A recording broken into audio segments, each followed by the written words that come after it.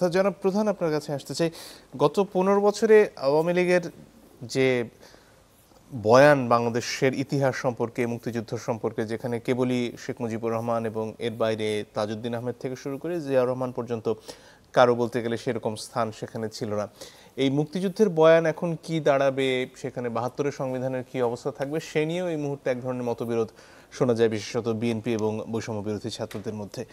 এখানে আসলে ইতিহাসের সঠিক যে বয়ান, সেটা স্থাপনের রাস্তাটা কি? একটা বিষয় হচ্ছে যে ইতিহাসবিদরা ইতিহাসের কাজ করে, তাই না? রাজনীতিবিদরা তো এটা করে না, ইতিহাস রচনা করে অন্যরা। দুর্ভাগ্যের বিষয় হচ্ছে যে এখানটায় পতিত স্বৈরাচার সরকার শেখ হাসিনা নিজে একটা ইতিহাস তৈরি করতে গেছিলেন, যে ইতিহাসটা জনগণ প্রত্যাখ্যান করছে। তার শাসনটা উনি করেছিলেন, নামটা মুক্তিযুদ্ধ। আসলে এইটাকে ব্যবহার করে উনি ইভেন কি উনার পিতা শেখ মুজিব উনার পিতা মনে করে উনার পিতাকে উনার মতো করে ব্যবহার করছেন ক্ষমতার জন্য, যেটা একটা জাতির জন্য দুর্ভাগ্যজনক। আমরাও দুর্ভাগ্যজনক মনে করি। উনি সংবিধানে যে বিষয়গুলি সন্নিবেশিত করছেন এগুলি প্রয়োজন ছিল না, ওনার আগেও ছিল না, এগুলি প্রয়োজন ছিল না, উনি করেছেন। মূলত এখানটায় এটা ওনার একটা ভরং ঢাল, এই ঢালটা ব্যবহার করে উনি লুটপাটটা করেছেন মজা করে, উনি ফ্যাসিজম চালিয়েছেন, গুম খুন করেছেন, হেন কোনো কাজ নাই যা করেন নাই। এবং এই কাজটা ওনার কেন্দ্র থেকে প্রান্ত পর্যন্ত করেছেন এই 15 বছর 16 বছরের শাসনে। এটা একটা জঘন্য কাজ করেছেন উনি। মজার ঘটনা হচ্ছে এই কাজ যখন শেষ হতে যাচ্ছে, মানে ওনার যখন শেষ হতে যাচ্ছে, তখন উনি তার আগে কিন্তু উনি ওনার সমস্ত পরিবার পরিজন সবাইকে আগে পাঠিয়ে দিয়েছেন। ওনার দলের এখন বয়ান তৈরি করছেন ওনার দলের পক্ষ থেকে, আমরা শুনি না উনি পালিয়ে যান না, ওনাকে জোর করে ওনাকে পাঠিয়ে দেওয়া হয়েছে ইত্যাদি ইত্যাদি, তাই না? এরকম একটা বয়ান তৈরি করার চেষ্টা করছে। আসলে ওনার সমস্ত অ্যাসেট, ওনার সমস্ত লুণ্ঠিত অর্থ বাইরে পাচার করে দিয়ে ওনার আত্মীয়কে পাঠিয়ে দিয়ে উনি তারপর খুব মজা করে উনি চলে গেছেন। আমি মজা করে এই কারণে বলবো, ওনাকে রাফায়েল বিমান দিয়ে বর্ডারে রিসিভ করে নিয়ে চলে গেছে ওনাকে সে হিন্দন এয়ারপোর্টে। এখন এটা কোনো ইতিহাস না, এটা আমাদের জাতির কলঙ্ক। এই কলঙ্ককে জাতিকে সারা জীবন বহন করতে হবে। পৃথিবীতে বিভিন্ন ফ্যাসিস্ট সরকারের যে দুঃশাসনের যে ইতিহাস আমরা পড়ি, এবার দুর্ভাগ্যজনক সত্য, দেশ স্বাধীনের পরে বঙ্গবন্ধু সরকারের কিছু কিছু কলঙ্ক ছিল, গায়ে দাগ ছিল। সেই দাগগুলি বিভিন্ন রাজনীতি করতে গিয়ে আমরা কখনো কখনো উচ্চারণ করিনি তা না, সবাই ব্যবহার করেছি সেগুলিকে। তার একদল করা বা শেয়ার সিদ্ধের হত্যাকাণ্ড বা বিশেষ ক্ষমতা আইন বা রক্ষী বাহিনীর অত্যাচার, এগুলি আলোচনায় এসছে, রাজনীতি এগুলি থাকে। কিন্তু তার এই ক্রমাগত শাসনের এই যে অবস্থাটা, এটা ইতিহাসে কিন্তু একটা কালো শাসন হিসেবে কিন্তু চিহ্নিত থাকবে। এখান থেকে তার মুক্ত হওয়ার কোনো সুযোগ নেই, যত চেষ্টাই করুক না কেন। আজকে বাংলাদেশে বিভিন্নভাবে ওই পক্ষের লোকজন এই সরকারকে মুক্তিদের বিপক্ষে আসছে। এখানটায় বিজয় আমাদের এটা ভিন্ন, এই যে বয়ানগুলি তৈরি করার চেষ্টা করা হচ্ছে, এগুলি ভুয়া, পাবলিক বোঝে এগুলি। আমি যেটা বলতে চাচ্ছি সেটা হচ্ছে যে সংস্কৃতির পরিবর্তন যে কথাটা আপনি আগে নিয়ে আসছিলেন, আশরাফ ঠিকমতো বলছে। আপনি দেখেন, আমি আজকে ওই যে বললো না যে শহীদ মিনারে একটা ছেলেকে ফারুক, কি নাম তার, ফারুককে যে হাসনাতকে যে দৌড় দেওয়া হলো, ধরলো, তাতে মামলা হয়েছিল একটা এবং দুজনকে গ্রেপ্তার করা হয়েছিল। 11 ঘন্টা যেতে না যেতে তাদেরকে আবার ছেড়ে দেওয়া হয়েছে। ধরলেন কেন? এই যে তার মানে প্রভাব বিস্তার করে তাদেরকে ছেড়ে দেওয়া হয়েছে। এই কালচার তো পুরো ছিল অতীতে, যে আমার পক্ষের হইলেও 7 খুন মাপ, বিপক্ষের হইলেও ওর জন্য আছে। আর একদিন দেরি করতেন, জামিন নিত কোর্ট থেকে, আপনি ছেড়ে দিলেন কেন? তার মানে কালচারটা সেম রয়ে গেছে। আমি যদি আমার এলাকার কথা বলি, ওখানটায় আওয়ামী লীগ একজন পার নেতা, বড় নেতা আওয়ামী লীগে ধরা পড়ছে। ওখানটায় একজন উপদেষ্টার বাড়ি, মানে একজন বৈষম্য ছাত্রদের বাড়ি, ওকে 3-4 দিনের মধ্যে ছাড়ানো হয়েছে, গিয়ে ছাড়া হয়েছে। ধরলেন করে সেটা চার্জ করছে, আমি শুনছি এটা, আমি নাম আর মেনশন করতে চাচ্ছি না। তাহলে এই যে ঘটনাগুলি, আমার আত্মীয় হলে, আমার নিজের লোক হলে তার জন্য 7 খুন মাপ, একই কালচারই তো করতেছেন। আপনি যে ভিন্ন কালচার সংস্কৃতি উপস্থাপন করবেন, দেশবাসীকে দেবেন, এর তো কোনো লক্ষণ দেখা যাচ্ছে না, আমরা দেখছি না। তাহলে এই জায়গায় দাঁড়িয়ে আমি বলবো, ইজ কারেক্টলি সে অ্যাসেস করছে যে প্র্যাকটিক্যালি হ্যাঁ, আমরা একটা সমস্যা, মারাত্মক একটা সমস্যার মধ্যে আসি। একটা আন্দোলন, হ্যাঁ, এই আন্দোলনটা 17 বছর ধরেই চলছিল, কারণ গভর্নমেন্টের প্রথম থেকেই তো বিরোধী দল শূন্য করার একটা প্রচেষ্টা ছিল, যে ইলেকশনটা 8 সালে যেটা কথা বললো 111 থেকে চেষ্টা হয়ে আজকে এই জায়গায় আসছে। এবং সেই আন্দোলনটা একটা পর্যায়ে আন্দোলনটা যখন পেকে গেছে না, সেই সময় ধান কাটার কাজটা খুব জোরে সোরে আমাদের লাঠিয়াল বাহিনী বা ছাত্র অগ্রগতি বাহিনী, ছাত্ররা যুগে যুগে এটা করছে।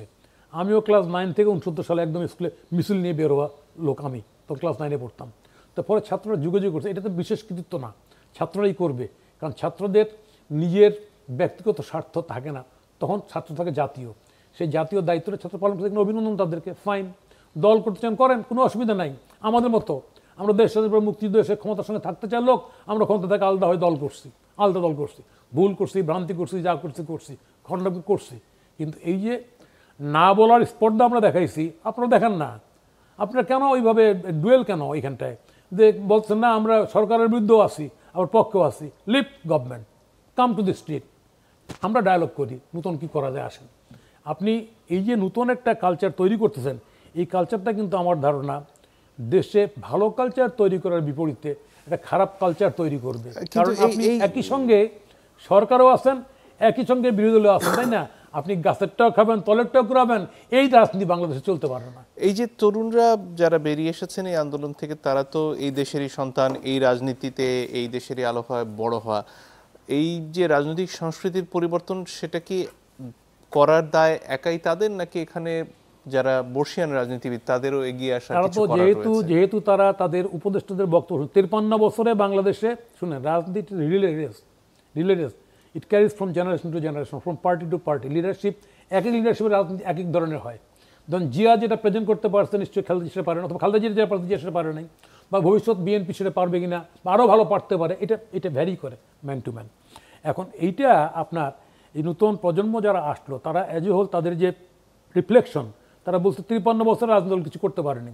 ত্রুটি বিজিত রাজনীতি তো আসেই, অবশ্যই আছে, না হলে আমরা এই জায়গায় পড়লাম কেন? আজকে এই জিনিসটা এদেরকে বুঝতে হবে, শুধু এখানটায় না। Why not Pakistan, why not Iran? একটা মুসলিম দেশও পারতেছে না গণতন্ত্রের জায়গায় আসতে, কী কারণে? আমি আরও বড় করে ভাবতে বলতেছি। এখন তো ওপেন যুগ, মোবাইলের মধ্যে সব কিছু পাওয়া যায়, বদ্ধ করে থাকার দরকার নাই। আমি পাচ্ছি গোটা বিশ্বের মুসলমান দেশ যারা দাবি করে, তারা একটা ডেমোক্রেসি সেটেল করতে পারছে না। আমার পাশের দেশ তো ইন্ডিয়া, হ্যাঁ আজকে পাশের দেশ ইন্ডিয়া, সেখানটা উত্তরাধিকার রাজনীতি ছিল না তা না, সেখানটা নেহরু ছিল, ইন্দিরা ছিল, তার ছেলে আছে এখনও, কিন্তু সেখানটা তো রাজনীতিকে ধারাবাহিকভাবে তারা নির্বাচনের মধ্যে সরকারের পরিবর্তন ধারাকে এস্টাবলিশ করছে। আমরা পারি নাই। আমরা যে পারলাম না, এটাই তো মূল ব্যত্যয়। যদি পারতাম তাহলে প্রতিটা মুহূর্তে আমরা জবাবদিহি করতে হতো জনগণের সামনে। ভোটের সময় প্রণববাবুর মতো লোক হেরে গেছে লোকসভা নির্বাচনে, আবার জিতে উনি প্রেসিডেন্ট হয়েছে। এই যে কালচারটা, ওইটা রপ্ত করতে পারছে। এখানটা আমার ক্ষমতায় গেলে আমি রাবণ হয়ে যেতে চাই, আমার আর ছাড়তে চাই না, তাই না? এইটা জায়গার থেকে তো আমাকে বেরিয়ে যেতে হবে। তো আর দ্বিতীয় বের হতে হবে যে এখানে রাজনীতি মানে হচ্ছে দেশ সেবা, লুটপাট করে অর্থবিত্ত বানানো, বিদেশে টাকা পাচার করো, বাড়ি করো লন্ডনে। তাই এই যে রাজনীতি, এই যে অর্থ উপার্জনের যেটা রাজনীতিটা যে জায়গায় নিয়ে আসছি আমরা, এটা রাজনীতি ইভেন কি আমরা এরশাদকে বহুত গালাগালি করছি, বহুত কিছুই করে নাই। এরশাদ সেই তুলনায় নস্যি যা কাম হয়ে গেলো এইবার যা হয়েছে। তো ফলে সেই জায়গার দ্বারা আমি বলছি এই দুটো জায়গা যদি আমরা ক্লিয়ার করতে পারি, অর্থবিত্ত বানানোর জায়গা রাজনীতি না, দেশ সেবার জায়গা রাজনীতি। আর রাজনীতি মানে এখানটায় আমি যাকে ইচ্ছা তাকে দিলাম। 12 ভূঁইয়াদের সময় এরকম ছিল, বুঝছেন, জিতাদি শাসন বলে যেটাকে, অযোগ্য লোকরা বিভিন্ন জায়গায় এই বসিয়ে লুটপাটটা হয়েছে সমানে। এখনও তো অযোগ্য লোকরাই, যোগ্যতা নাই। এই প্রধানমন্ত্রী শেখ হাসিনার আমলে নমিনেশন দেওয়া যাবে না, সে টাকা নিয়ে নমিনেশন দিয়ে দিচ্ছে, অসংখ্য টাকা দিয়ে নমিনেশন। তাহলে এই কালচারটা বন্ধ করার জন্য পার্টির থেকেই প্রতিরোধ আসতে হবে। বিএনপি গতবার, আমি একটু বলিনি, বিএনপি গতবার নির্বাচনে হারার পরে, এর আগের 8 সাল নির্বাচনে হারার পরে একটা মিটিং করেছিল সেন্ট্রালি, ডিস্ট্রিক্ট লেভেলে। আমার জানার মধ্যে সেই সময় ভোটের মাধ্যমেই নেতৃত্ব নির্বাচন হচ্ছিল, এবং সেটাও কিন্তু এলাকায়, কিন্তু সেই সময় এলাকায় যথেষ্ট মানে কি বলা যায় যে অনেক যারা ওইরকম মাসেল, এরাও কিন্তু হেরে গেছে। আমার ডিস্ট্রিক্টে আমি দেখছি না যে নির্বাচনের মধ্য দিয়ে নেতৃত্ব হয়। তার গ্রাসরুট থেকে কেন্দ্র পর্যন্ত যদি এই ধারাটা অব্যাহত থাকে, আমার ধারণা ভিন্নতা আসবেই, সংস্কৃতি পরিবর্তন হবে এবং দেশটা ভালো জায়গায় যাবে। কিন্তু নির্বাচনের ধারাটাকে আপনার পাবলিককে বুঝতে হবে, পাবলিক বুঝবে যে আমার ভোটের কারণে সরকার পরিবর্তন হবেই।